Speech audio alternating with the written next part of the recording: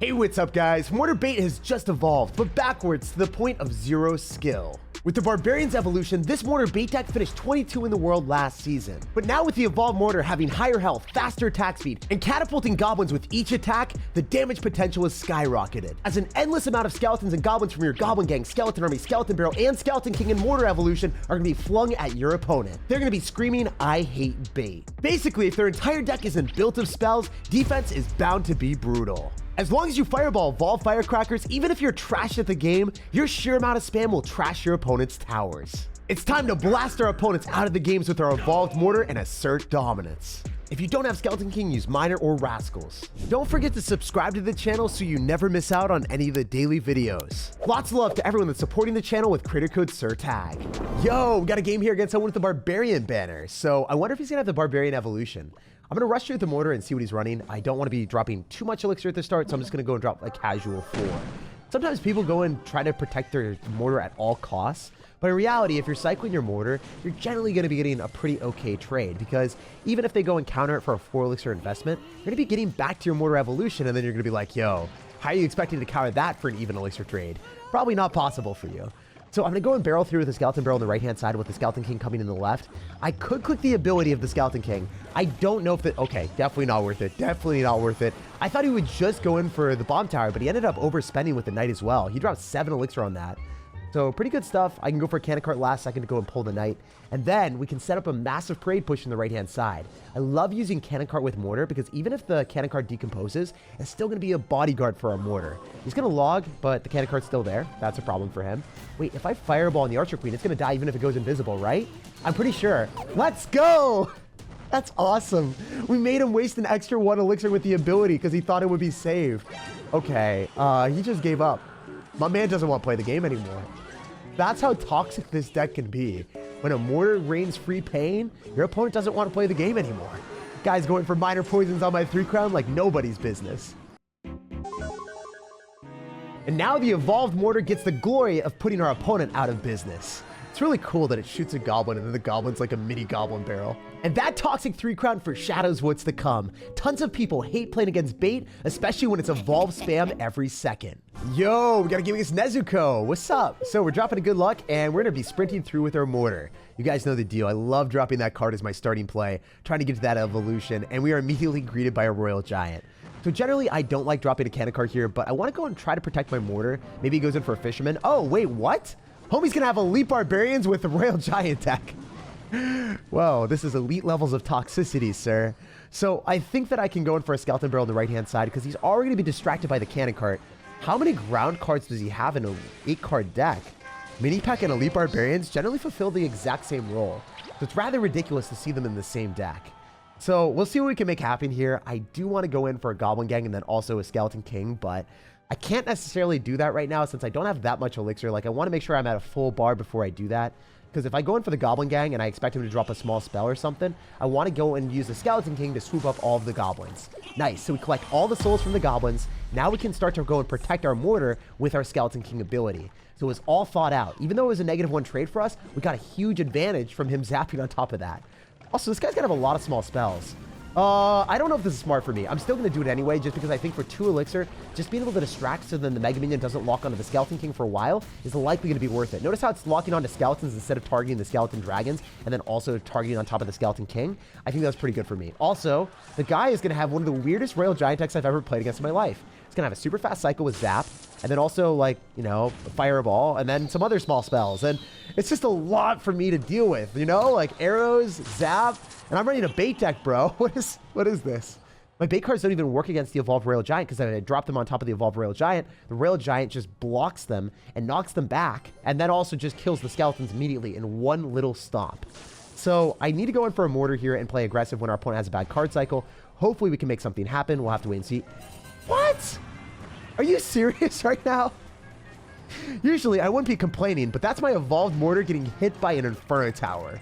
Inferno Tower was a -1 trade, but obviously my Evolved Mortar, that was, you know, we're really banking on dealing damage with. This is not looking good. This is looking really, really bad. And he's going to Fireball my Skeleton Dragons to add insult to injury. So this man is not being very nice to me right now. All right, let's go for Mortar left-hand side. I bet you goes in for a Royal Giant. High chance he does that. Oh, cool. I'm actually happy they decided to do that on the right-hand side, because I bet you he goes in for an arrows on top of the skeleton barrel. No, he arrowed on the skeleton army. That wasn't a part of the plan, bro. That was not what we wanted to see here. Also, we need to go and kite that Mega Minion back or we are dead. Holy heck, bro. What are you doing? Oh, thank goodness.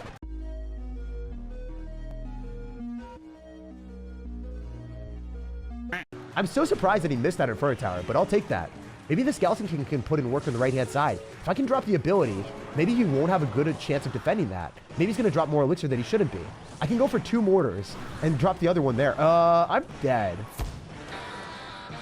There's no way I stopped that Royal Giant in time, right? Wait, the Royal Giant did get a shot for a while. We can go for Skeleton Dragons in the right because we know that we need to kill the Evolved Royal Giant. Even if the mini pack is locked on my tower, it's not even near as much. What is this match? I'm literally ignoring a full HP mini pack, guys. This is what happens when you match into Evolved Royal Giant with 2 small spells when you're running a bait deck. You come into the most chaotic games you'll ever see. So obviously, I don't have the luxury of dropping our Evolved Mortar on offense right now, but I kind of need to.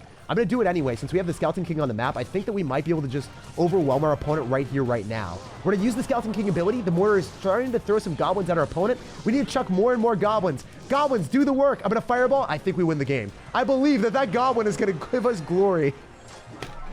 And even though our opponent had double small spells with an Evolved Royal Giant for splash damage, he still wasn't able to strike gold. Our green goblin shot out of the mortar and blasted our opponent to oblivion. Yo, we got a game against the king. This guy had Sparky in his banner. I'd be really happy to see that. I mean, we've got the cannon card as kind of a shield. We also end up having a lot of bait cards and the skeleton dragons from the skies. So what is this guy going to do? He's not cycling anything at all. I mean, I can go for a skeleton army at the river. A little bit risky to do this if you don't have Goblin Gang, because you're probably going to have to go for a Skeleton King to immediately suck up the souls from your skeletons. Wow, we got Goblin Gang in our starting hand, so not bad. I guess we got really lucky. Shouldn't have done that. Probably should have cycled the skeleton army like that, but it paid off. So, you know, I'm just going to say it's calculated and lie to everyone. So we're going to go in for a Skeleton King ability relatively soon. After the goblins get dissipated, we want to make sure that the Skeleton King is not going to die immediately to the mini P.E.K.K.A. If the mini P.E.K.K.A. is targeting the wrong thing and it doesn't lock onto the Skeleton King, we're just going to get so much damage. Look at the Spear Goblin still staying alive. You love to see it. I guess maybe not if you're an opponent. The Dark Prince charged on the Spear Goblin? Nope, it's not going to. That's kind of weird because I don't know if the Dark Prince is going to hit my tower. Oh, come on, man. That was so close. The fire from the Skeleton Dragons were traveling to deal with the Dark Prince, but it didn't damage down the Dark Prince in time. That was awful. Anyway, I'm going to Fireball on the Electro Wizard so that we can get 1 Mortar shot. I think it's worth it. The Mortar shot is more than the Fireball damage on the tower, right? That's how I'm justifying it, guys. You know, completely calculated, completely justifiable. We ended up killing the Electro Wizard and getting a Fireball-esque damage on the tower. So that's decent. It's like Fireballing the tower. It's like transport the Electro Wizard back towards the tower and give us the Mortar damage as the equivalent of the Fireball. That's what's up. All right, I'm going to go for a Skeleton King in the back. Pretty safe bet. Generally, whenever our opponent is going to be... Oh, wow. You know, kind of forgot that he had Sparky. I thought that he might be running some weird graveyard deck with Electro Wizard and Dark Prince. And now I remember his banner showed Sparky. So I really should have taken that to heart. But I thought he was doing mind games with me. I thought he was getting real fancy. Anyway, I'm going to go Skeleton Barrel left-hand side. Let's see if we can defend this.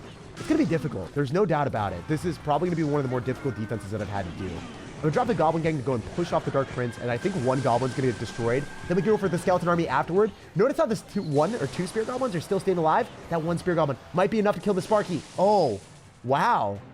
I thought that was close enough to my tower to get splashed. I'm actually flabbergasted by the fact that I did not take a Sparky shot on my tower there. That should not have happened. I deserved to take that damage, but that 1 Spear Goblin saved my butt. Wow, that was awesome. Wait, can the Sparky just whiff? Can the Sparky always go and target the goblins? I never thought about this outcome, but maybe Mortar is the full counter to Sparky.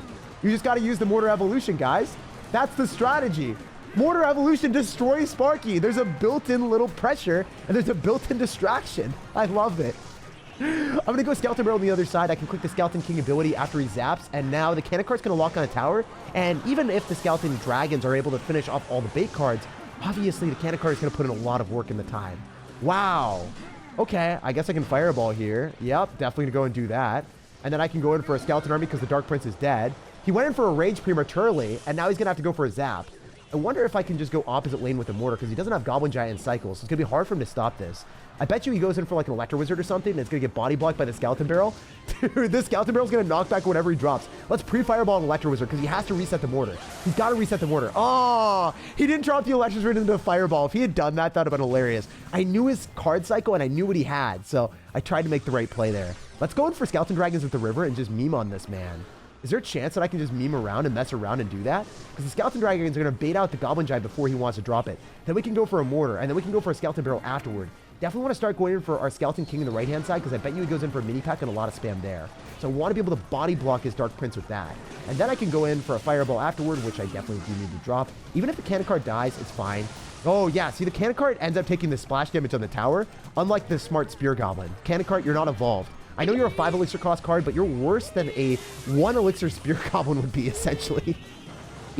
Oh, man. I feel like spear goblins are even worth less than 1 elixir, right? Because there's like 6 goblins in the goblin gang, and I'm only spending 3 elixir for them. So, yeah, cannon card, you got to start becoming a little bit more value, or you're going to get out of our deck. Yo, that mortar's going to lock onto the spear. It's going to win us the game. A little bit broken, if you ask me, but I like walking away with a win there. I'm not going to complain. This mortar is utterly unfair, and I'm loving it. Don't hate the player, hate the game, son. Yo, let's go, Diego. We're off to an adventure, and you guys already know, first thing that we got to do when we embark on our new odyssey, drop our mortar. So the start of the journey starts pretty strong for us, 4 for 4 trade, but that's 1 mortar cycled and 1 mortar closer to our evolution. So I just need to drop 1 more, and then the third one is going to be the evolved version. Let's go skeleton barrel on the right-hand side, so we redirect our opponent's attention towards that, and then he doesn't counter our skeleton army with an earthquake or a log, so then we're able to fully envelop a hog rider for a +1 elixir trade too. So we got away with more damage on the right-hand side, so we're currently up 600 damage. We killed a hog rider, so we're probably up elixir as well, and I'm feeling good about ourselves. So I'm going to go in for the cannon card in the back on the same side as the Mighty Miner, because we're able to outrange it. I'm thinking about dropping a goblin gang. If he wants to go other side, he wants to switch it up and swerve me, that's always nice. Ooh, okay, you know what? I'm going to go in for the fireball here, and I'm going to go goblin gang. And there's a high chance that he goes in for a hog rider. I bet he goes and drops some bait cards to deal with our cannon card. Can the spear goblin help out? Spear goblin was so smart against the Sparky, and I feel like it's just going to be smarter and smarter as the games go on. Spear Goblin's real evolution is actually here, and it's in the game, but you guys haven't figured it out yet. It's just buffing its IQ. So I'm going to go in for the Skeleton King here to activate King Tower against the Firecracker. I think that's well worth it. As long as the Firecracker dies, not that bad for me, right? Does a little bit of damage against the King, but he's a healthy and sturdy sir. Now I'm going to unveil the Skeleton Barrel on the right-hand side, and there's skeletons everywhere. We're just unraveling graveyards on our opponent's face. That's what this deck feels like. You're just throwing graveyards at your opponent, but all your graveyards cost less elixir. 2 elixir Skeleton King, 3 elixir Skeleton Barrel, 3 elixir Skeleton Army. I vibe with that.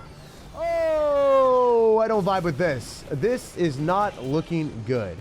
Maybe the Firecracker can just die to the Fireball. I don't know if that's going to be outside of the range. Thank goodness. My entire tower is just desecrated by that. It's just, you know, you're fitting the name. You're fulfilling the Punisher name, bro.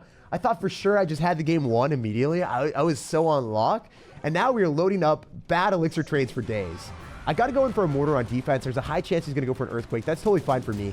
Activating King Tower means that there's a guaranteed shot of shutting that down. So there's no way he's going to be able to break through the Evolved Mortar that has more HP than a regular Mortar. It also fires faster. It has better stats in every attribute. And it shoots a freaking Goblin. The definition of broken. He's going to go Firecracker. We're going to Fireball on that immediately. And the cool thing about this matchup is I know that our opponent doesn't have good answers to the Skeleton Dragons. He only ends up having that Firecracker. So without the Firecracker in hand, how is he going to deal with the Skeleton Dragons? The answer is he doesn't. He just takes his entire tower down. So I think that the Spirit Goblins might even force out a Firecracker or something that he doesn't want to drop. I also love dropping our Mortar on defense in this type of matchup when our opponent doesn't Earthquake, because if they don't Earthquake, you're just going to shake and bake and get good positive elixir trades. I'm going to Fireball here, knock back the Hog Rider so it doesn't get a hit, and we just need to Fireball one more time. Oh, he's going for the Evolved Firecracker on defense. Oh, no, no, no. You cannot do that. All I need to do is go in for a Fireball on you. I'm going to drop a marvelous amount of bait cards, and even if you go in for an Earthquake, you should get shut down. You should get slimed as long as that Firecracker doesn't hit my tower. Oh, my gosh. Oh, my gosh. It hit my tower. Thank goodness it didn't do its full splash damage, because that could have taken out my tower at like 700 HP. Super sketchy, but in the end, we were able to fire our opponent's tower with the Fireball. And fortunately, the cracked Firecracker wasn't broken enough to steal the game. All right, time to see if we can keep up the win streak. This guy's going to have a Dark Prince, and we're going to be charging through with a ton of bait cards.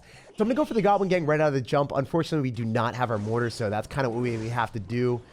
Okay, you know what? Let's go Skeleton King. It's going to be a bit sturdier than dropping the cannon cart. We like protecting our mortar with our cannon cart anyway.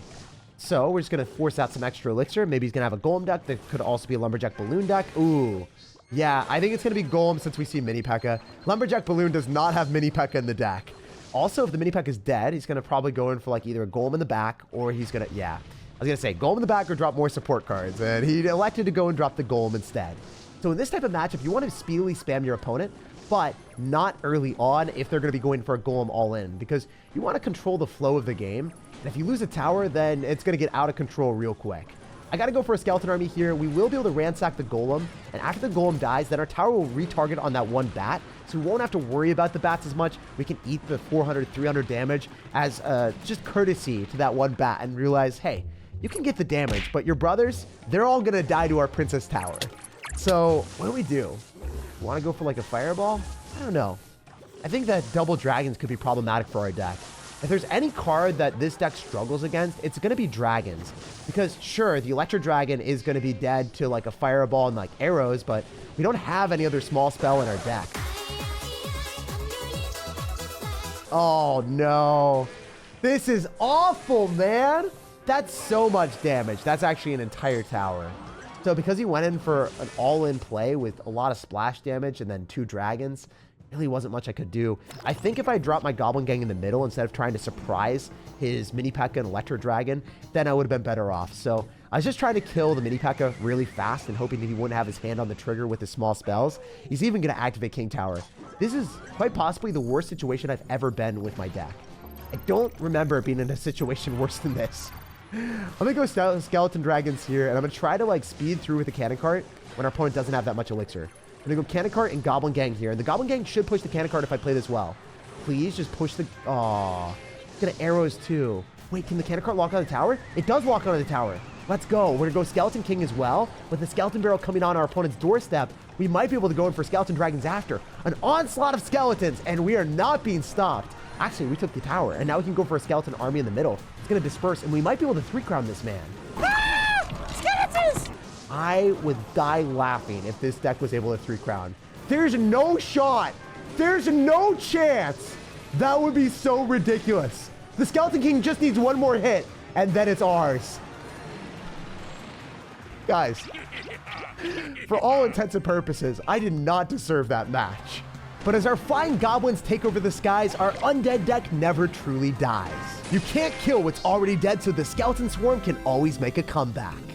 Like, subscribe for more daily videos, and have an incredible rest of your day.